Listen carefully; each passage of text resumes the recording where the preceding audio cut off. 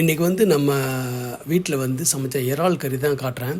So இறால் கறி வந்து பண்ணுறதுக்கு வந்து நீங்கள் ஜிஞ்சர் கார்லிக் பேஸ்ட் எடுத்து வச்சுக்கணும். அதே மாதிரி வந்து தக்காளி, வெங்காயம் தேவையான அளவு எடுத்துக்கோங்க.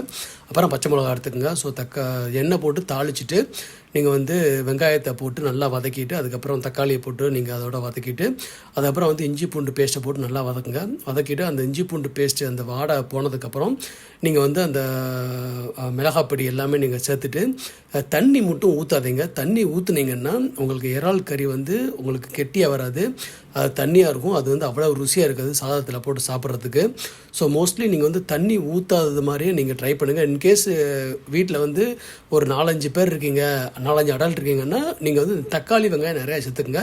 அப்படின்றப்ப உங்களுக்கு அதுவே வந்து குவான்டிட்டி அதிகமாக வரும்.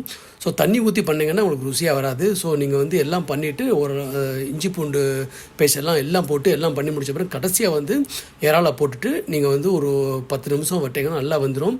வந்ததுக்கப்புறம் சாப்பிட்டிங்கன்னா செம்ம ருசியாக இருக்கும். சுடுசோரில் சாப்பிட்டுங்க, செம்ம டேஸ்ட்டாக இருக்குங்க.